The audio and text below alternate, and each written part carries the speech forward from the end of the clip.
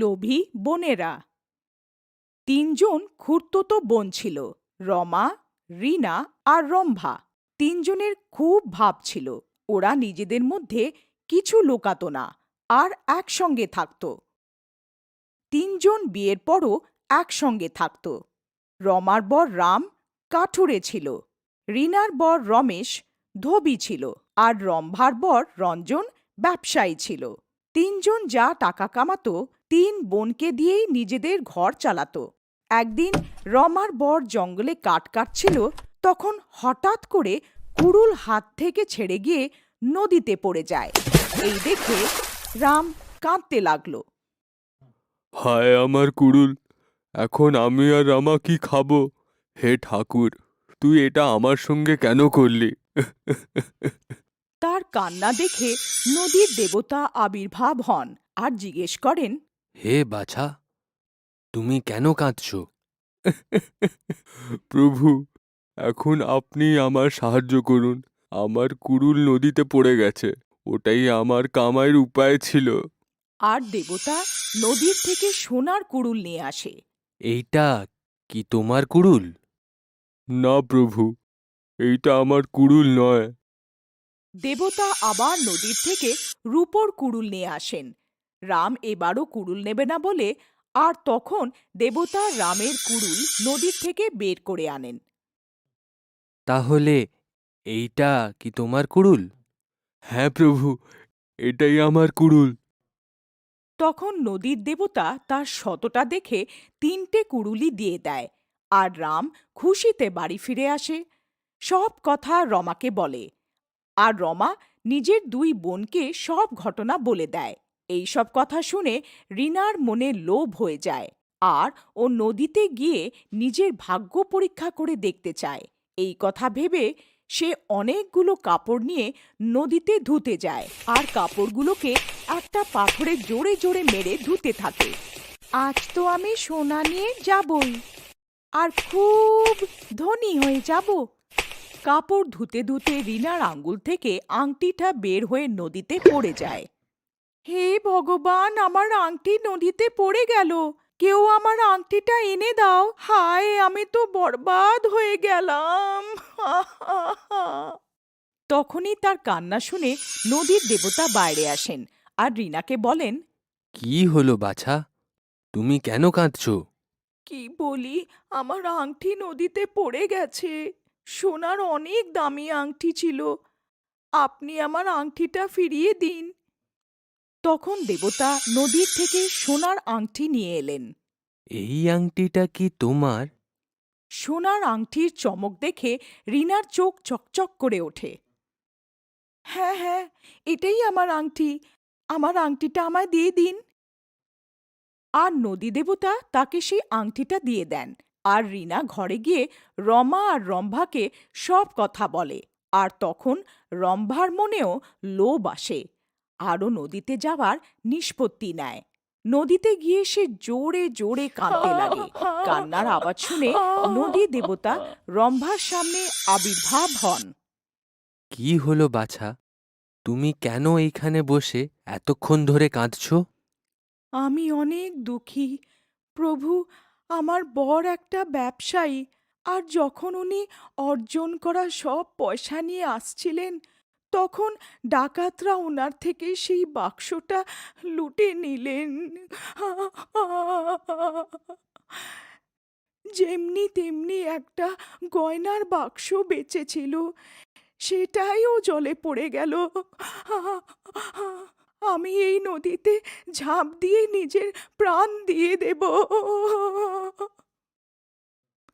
জল দেবতার রাম্ভার উপরে দয়া এসে যায়, আর উনি নদী থেকে একটা বাক্স নিয়ে বাইরে এলেন। সেই বাক্সতে একটা হীরের হাড়ও ছিল। এটা কি তোমার বাক্স? হ্যাঁ হ্যাঁ, এটাই আমার বাক্স। আর রম্ভা খুশি খুশি বাড়ি ফিরে আসে। তিনজন বোনই অনেক খুশি হন, কেননা তিনজনের কাছেই মূল্যবান জিনিস থাকে। রিনা নিজের আংটিটা বিক্রি করার জন্যে সোনারির কাছে যায়। সোনারি আংটি দেখে বলে, এই আংটিটা তো নকল। আরে ভালো করে দেখুন, কত চকচক করছে। এটা নকল কি করে হতে পারে? হ্যাঁ, এই আংটিটা চমকাচ্ছে, কিন্তু এটা সোনার জল চড়ানো। এই আংটিটা সোনার নয়। রিনা এখন কান্না ছাড়া কিছুই করতে পারল না আর ঘরে গিয়ে সব কথা রামভাকে বলে। তখন রমা আর রিনা রামভাকে বলে, তুমিও নিজের হারটাকে সোনারিকে বিক্রি করে এসো। তৃতীয় বোন রামভা বলে যে সেই সোনারিটা মিথ্যে কথা বলছে হবে, আমি নিজের হার কখনো বিক্রি করব না। আরও নিজের ঘরে চলে যায়। যেই রামভা নিজের বাক্স থেকে হার বের করে, ওর সুন্দরতা দেখে ওর লোভ হয় আর রম্ভা হার পরে দেখতে লাগে। আর যেই রম্ভা হার পরে, ওর গলাতে ফাঁস লেগে যায়। সে যতই হার খোলার চেষ্টা করত, ওই হার ওর গলায় ফেসে যেত। হায়, আমি মরে গেলাম, কেউ এই হারটাকে বের করো, না হলে আমি মরেই যাব। রমা আর রিনা শত চেষ্টা করার পরও কিন্তু হার বের হয় না। তখন রম্ভা দৌড়ে নদীর কাছে যায়। হে জল দেবতা, আমায় বাঁচান, না হলে আমি মরে যাব। তখন ওইখানে জল দেবতার আবির্ভাব হয় আর রম্ভা কেঁদে কেঁদে নিজের লোভের জন্যে ক্ষমা চায়। এই হারটা আমার নয়, আমি তো লোভে এই হারটাকে নিজের বলেছিলাম, কিন্তু এখন এই হারটা আমার প্রাণ নিতে চায়। আমি কথা দিচ্ছি, আগের থেকে কখনো আর লোভ করব না। আর তখনই জল দেবতা ওই হার ফিরিয়ে নেয় আর আগের মতন তিন বোন হাসি খুশি সংসার করতে লাগে। একতা ভাঙলে পর এক গ্রামে এক সোনালি মোরগ ছিল, আর সেখানে ওরকম মোরগ একটাই ছিল, তাই কসাইদের নজরও ছিল ওর ওপর। সেখানে কালো বাঁদরও একটাই ছিল, আর তাই চিড়িয়াখানার লোকেরা ওকে ধরার চেষ্টা করত। লাল পেয়ারার গাছে লাল লাল পেয়ারা ফলত, ওরকম গাছ ওখানে আর একটাও ছিল না। তাই ফলওয়ালা থেকে শুরু করে স্কুলের বাচ্চা, ওই পেয়ারার ওপর লোভ ছিল সবারই। কিন্তু এরা তিনজনে এমন প্ল্যান করে রেখেছিল যে কেউ ওদের ক্ষতি করতে পারত না। যেই কোনো কসাই মোরগটাকে ধরতে আসত, গাছটা ওকে লোভ দেখাতে দু তিনটে পাকা পেয়ারা গাছ থেকে খসিয়ে দিত। ওই পেয়ারাগুলোর গন্ধই এত ভালো ছিল যে কসাই আগে পেয়ারা চাখতে শুরু করে দিত। এর মধ্যে বাঁদর দু তিনটে কাঁচা পেয়ারা ছিঁড়ে কসাইয়ের ওপর লক্ষ্য করে ছুঁড়ে মারত, আর কসাই অজ্ঞান হয়ে যেত। জ্ঞান ফিরলে সে দেখত মোরগটাকে পিঠে নিয়ে বাঁদরটা গাছের মগডালে বসে ওকে ভেঙচি কাটছে। কসাই হার মেনে ফিরে যেত, আর তখন তার মনে পড়ত যে সে তার ব্যাগটাই ওখানে ফেলে এসেছে। আর দেখত ওর ব্যাগটা গাছের সবচেয়ে ওপরের ডালে জিনিসপত্র সমেত ঝুলছে। গাছও সাঁই সাঁই করে এই অবস্থায় খুব হাসত।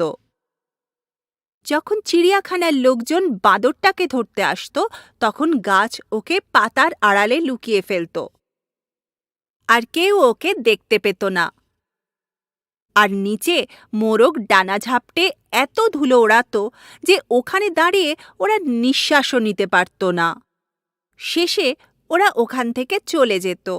তখন গাছ ওর সবচেয়ে গলা পাকা পেয়ারাটা খসিয়ে ওকে পিছলে ফেলে দিত।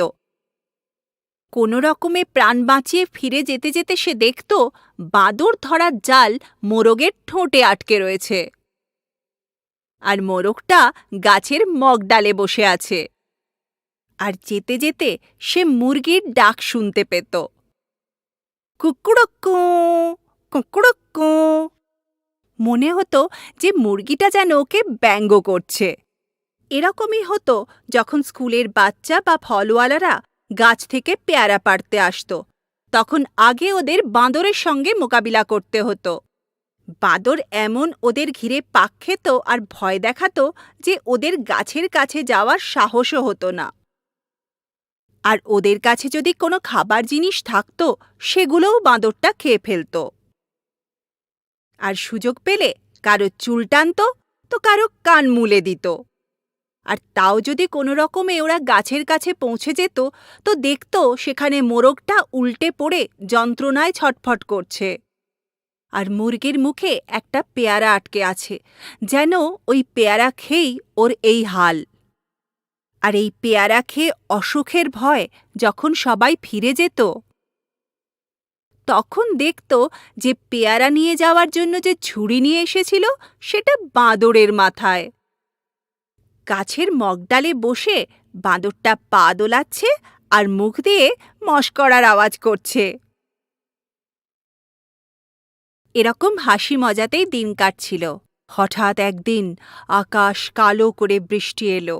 প্রথমে মুষলধারে বৃষ্টি, তারপর শিল পড়তে শুরু করল। যখন ওরা একসঙ্গে একে অপরকে বাঁচানোর পরিকল্পনা করেছিল, তখন এই দিনটার কথা ওরা ভাবেনি। গাছ নিজেই বিপদে ছিল। শিল পড়ে ওর সব পেয়ারা নষ্ট হয়ে যাচ্ছিল। বাঁদরের অবস্থা তো ভিজে ভিজেই খারাপ, তার উপর শিলাবৃষ্টি, ওর প্রাণ বেরিয়ে যাচ্ছিল। মোরগের অবস্থাও তথৈবচ।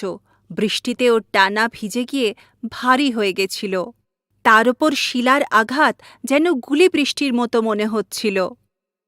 এই দুই ছোটকু কোনো কমবেন নয়। গাছ বিরক্ত হয়ে ভাবল, আমি এদের সব রকম বিপদে সব সময় প্রাণ বাঁচিয়েছি, আর আজ যখন আমি এত বড় বিপদে, তখন এরা শুধু নিজেদেরটাই ভাবছে। সাহায্য তো দূর, একবার আমার খবরও নিল না। আমিও কেমন বন্ধু বানিয়েছি। ঠান্ডায় কাঁপতে কাঁপতে বাঁদর মনে মনে বলল, এই গাছ যে মাটিতে আটকে থাকায় সুরক্ষিত আছে, আর মোরগ পাখি যে আকাশে উঠতে পারে, তাই কোনো বিপদের আশঙ্কাও নেই। আজ পর্যন্ত এরা আমাকে দিয়ে পাহারা দিয়েছে, আর আজ যখন আমার উপরে এত বড় বিপদ, তখন দুজনে চেয়ে চেয়ে দেখছে, কিচ্ছু করছে না। বাঁদর আর গাছের মধ্যে তো চিরকালীন সম্পর্ক। মোরগ মনে মনে কুড়কুড় করে বলল, আমি কেন বোকার মতো এদের মধ্যে ফেঁসে রয়েছি? আজ পর্যন্ত এদের সব বিপদকে আমি নিজের বিপদ বলে ভেবেছি, আর আজ যখন আমার প্রাণ সংশয়, তখন দুজনে যেন আমার কথা জানেই না। মজা করে বৃষ্টিতে স্নান করছে, আমার কথা একবার ভাবছেও না। তিনজনে এত রেগেছিল যে নিজেদের মধ্যে কোনো কথা বলছিল না। গাছ চুপচাপ নিজের পেয়ারাগুলো নষ্ট হতে দেখছিল। বাঁদর ঠকঠক করে কাঁপছিল। মোরগও চুপচাপ বসেছিল। কিছুক্ষণের মধ্যে শিল পড়া বন্ধ হয়ে গেল।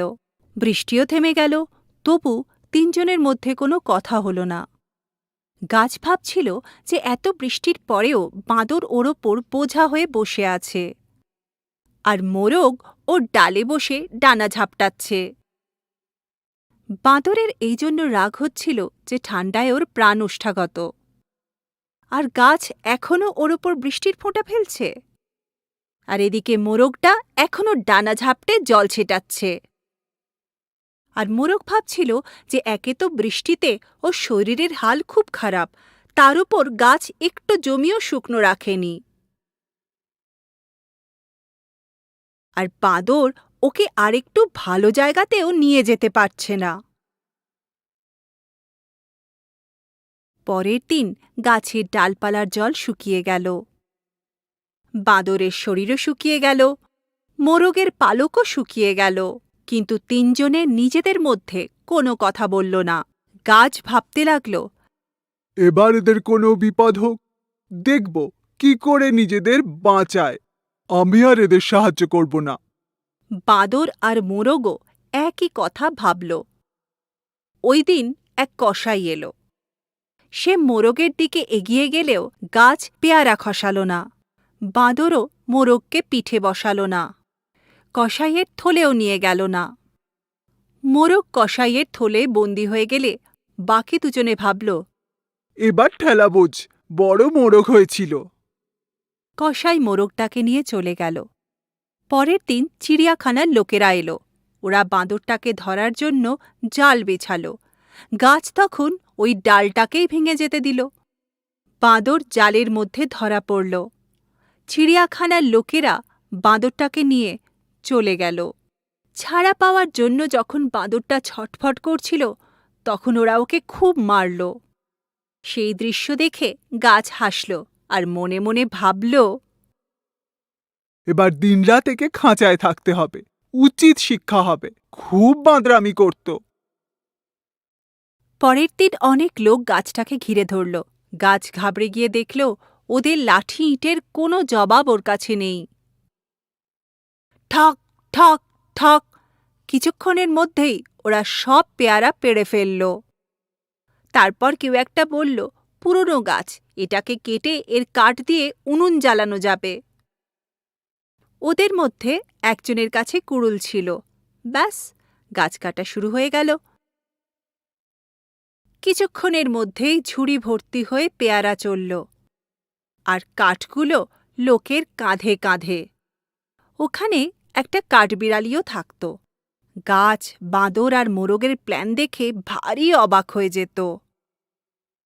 মোরগ আর বাঁদরের পর গাছটাকেও এই অবস্থায় যেতে দেখে সে মনে মনে ভাবল, এও চলল লোকের উনুন জ্বালাতে। খুব বন্ধুত্ব দেখাতো না তিনজনে।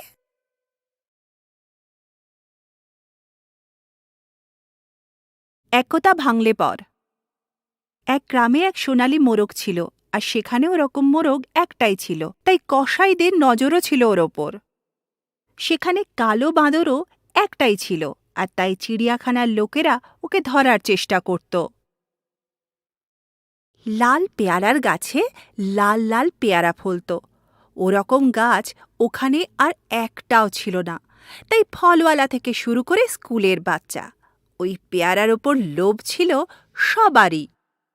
কিন্তু এরা তিনজনে এমন প্ল্যান করে রেখেছিল যে কেউ ওদের ক্ষতি করতে পারত না। যেই কোনো কসাই মোরগটাকে ধরতে আসত, গাছটা ওকে লোভ দেখাতে ২-৩টে পাকা পেয়ারা গাছ থেকে খসিয়ে দিত। ওই পেয়ারাগুলোর গন্ধই এত ভালো ছিল যে কসাই আগে পেয়ারা চাখতে শুরু করে দিত। এর মধ্যে বাঁদর ২-৩টে কাঁচা পেয়ারা ছিঁড়ে কসাইয়ের ওপর লক্ষ্য করে ছুঁড়ে মারত, আর কসাই অজ্ঞান হয়ে যেত। জ্ঞান ফিরলে সে দেখত মোরগটাকে পিঠে নিয়ে বাঁদরটা গাছের মগডালে বসে ওকে ভেঙচি কাটছে।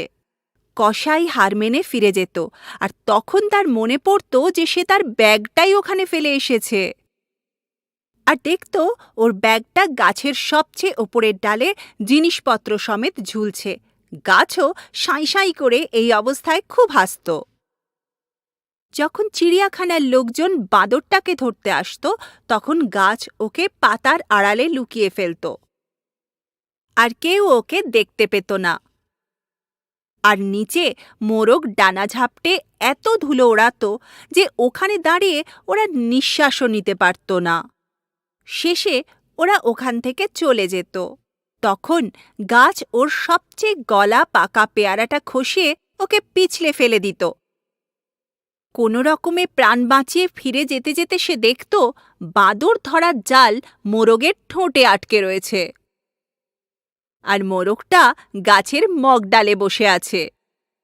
আর যেতে যেতে সে মুরগির ডাক শুনতে পেত, কুকুড়ক্কু কুকুড়ক্কু। মনে হতো যে মুরগিটা যেন ওকে ব্যঙ্গ করছে। এরকমই হতো যখন স্কুলের বাচ্চা বা ফলওয়ালারা গাছ থেকে পেয়ারা পাড়তে আসত। তখন আগে ওদের বাঁদরের সঙ্গে মোকাবিলা করতে হতো। বাঁদর এমন ওদের ঘিরে পাক খেত আর ভয় দেখাত যে ওদের গাছের কাছে যাওয়ার সাহসও হতো না। আর ওদের কাছে যদি কোনো খাবার জিনিস থাকত, সেগুলোও বাঁদরটা খেয়ে ফেলত। আর সুযোগ পেলে কারো চুল টানত তো কারো কান মুলে দিত। আর তাও যদি কোনো রকমে ওরা গাছের কাছে পৌঁছে যেত, তো দেখত সেখানে মোরগটা উল্টে পড়ে যন্ত্রণায় ছটফট করছে, আর মুরগির মুখে একটা পেয়ারা আটকে আছে, যেন ওই পেয়ারা খেয়েই ওর এই হাল। আর এই পেয়ারা খেয়ে অসুখের ভয় যখন সবাই ফিরে যেত, তখন দেখত যে পেয়ারা নিয়ে যাওয়ার জন্য যে ঝুড়ি নিয়ে এসেছিল সেটা বাঁদরের মাথায়। গাছের মগডালে বসে বাঁদরটা পা দোলাচ্ছে আর মুখ দিয়ে মশকরার আওয়াজ করছে। এরকম হাসি মজাতেই দিন কাটছিল। হঠাৎ একদিন আকাশ কালো করে বৃষ্টি এলো। প্রথমে মুষলধারে বৃষ্টি, তারপর শিল পড়তে শুরু করল। যখন ওরা একসঙ্গে একে অপরকে বাঁচানোর পরিকল্পনা করেছিল, তখন এই দিনটার কথা ওরা ভাবেনি। গাছ নিজেই বিপদে ছিল। শিল পড়ে ওর সব পেয়ারা নষ্ট হয়ে যাচ্ছিল। বাঁদরের অবস্থা তো ভিজে ভিজেই খারাপ, তার উপর শিলাবৃষ্টি, ওর প্রাণ বেরিয়ে যাচ্ছিল। মোরগের অবস্থাও তথৈবচ। বৃষ্টিতে ওর টানা ভিজে গিয়ে ভারী হয়ে গেছিল। তার ওপর শিলার আঘাত যেন গুলি বৃষ্টির মতো মনে হচ্ছিল। এই দুই ছোটকু কোনো কমবেন নয়। গাছ বিরক্ত হয়ে ভাবল, আমি এদের সব রকম বিপদে সব সময় প্রাণ বাঁচিয়েছি, আর আজ যখন আমি এত বড় বিপদে তখন এরা শুধু নিজেদেরটাই ভাবছে। সাহায্য তো দূর, একবার আমার খবরও নিল না। আমিও কেমন বন্ধু বানিয়েছি। ঠান্ডায় কাঁপতে কাঁপতে বাঁদর মনে মনে বলল, এই গাছ যে মাটিতে আটকে থাকায় সুরক্ষিত আছে, আর মোরগ পাখি যে আকাশে উঠতে পারে, তাই কোনো বিপদের আশঙ্কাও নেই। আজ পর্যন্ত এরা আমাকে দিয়ে পাহারা দিয়েছে, আর আজ যখন আমার উপর এত বড় বিপদ, তখন দুজনে চেয়ে চেয়ে দেখছে, কিচ্ছু করছে না। বাঁদর আর গাছের মধ্যে তো চিরকালীন সম্পর্ক। মোরগ মনে মনে কুড়কুড় করে বলল, আমি কেন বোকার মতো এদের মধ্যে ফেঁসে রয়েছি? আজ পর্যন্ত এদের সব বিপদকে আমি নিজের বিপদ বলে ভেবেছি, আর আজ যখন আমার প্রাণ সংশয়, তখন দুজনে যেন আমার কথা জানেই না। মজা করে বৃষ্টিতে স্নান করছে, আমার কথা একবার ভাবছেও না। তিনজনে এত রেগেছিল যে নিজেদের মধ্যে কোনো কথা বলছিল না। গাছ চুপচাপ নিজের পেয়ারাগুলো নষ্ট হতে দেখছিল। বাঁদর ঠকঠক করে কাঁপছিল। মোরগও চুপচাপ বসেছিল। কিছুক্ষণের মধ্যে শিল পড়া বন্ধ হয়ে গেল। বৃষ্টিও থেমে গেল, তবু তিনজনের মধ্যে কোনো কথা হল না। গাছ ভাবছিল যে এত বৃষ্টির পরেও বাঁদর ওর ওপর বোঝা হয়ে বসে আছে, আর মোরগ ওর ডালে বসে ডানা ঝাপটাচ্ছে। বাঁদরের এই জন্য রাগ হচ্ছিল যে ঠান্ডায় ওর প্রাণ ওষ্ঠাগত, আর গাছ এখনও ওর ওপর বৃষ্টির ফোঁটা ফেলছে, আর এদিকে মোরগটা এখনও ডানা ঝাপটে জল ছেটাচ্ছে। আর মোরগ ভাবছিল যে একে তো বৃষ্টিতে ওর শরীরের হাল খুব খারাপ, তার উপর গাছ একটু জমিও শুকনো রাখেনি, আর বাঁদর ওকে আরেকটু ভালো জায়গাতেও নিয়ে যেতে পারছে না। পরের দিন গাছের ডালপালার জল শুকিয়ে গেল, বাঁদরের শরীরও শুকিয়ে গেল, মোরগের পালকও শুকিয়ে গেল, কিন্তু তিনজনে নিজেদের মধ্যে কোনো কথা বলল না। গাছ ভাবতে লাগল, এবার এদের কোনো বিপদ হোক, দেখব কি করে নিজেদের বাঁচায়। আমি আর এদের সাহায্য করব না। বাঁদর আর মোরগও একই কথা ভাবল। ওই দিন এক কসাই এলো। সে মোরগের দিকে এগিয়ে গেলেও গাছ পেয়ারা খসাল না। বাঁদরও মোরগকে পিঠে বসাল না। কসাইয়ের থলেও নিয়ে গেল না। মোরগ কসাইয়ের থলে বন্দী হয়ে গেলে বাকি দুজনে ভাবল, এবার ঠেলা বোঝ, বড় মোরগ হয়েছিল। কসাই মোরগটাকে নিয়ে চলে গেল। পরের দিন চিড়িয়াখানার লোকেরা এলো। ওরা বাঁদরটাকে ধরার জন্য জাল বেছাল।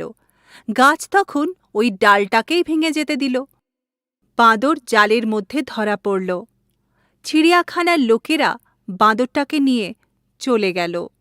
ছাড়া পাওয়ার জন্য যখন বাঁদরটা ছটফট করছিল, তখন ওরা ওকে খুব মারল। সেই দৃশ্য দেখে গাছ হাসল আর মনে মনে ভাবল, এবার দিনরাত একে খাঁচায় থাকতে হবে, উচিত শিক্ষা হবে। খুব বাঁদরামি করত। পরের দিন অনেক লোক গাছটাকে ঘিরে ধরল। গাছ ঘাবড়ে গিয়ে দেখল ওদের লাঠি ইটের কোনো জবাব ওর কাছে নেই। ঠক ঠক ঠক, কিছুক্ষণের মধ্যেই ওরা সব পেয়ারা পেড়ে ফেলল।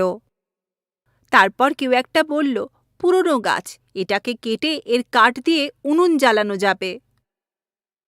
ওদের মধ্যে একজনের কাছে কুড়ুল ছিল। ব্যাস, গাছ কাটা শুরু হয়ে গেল।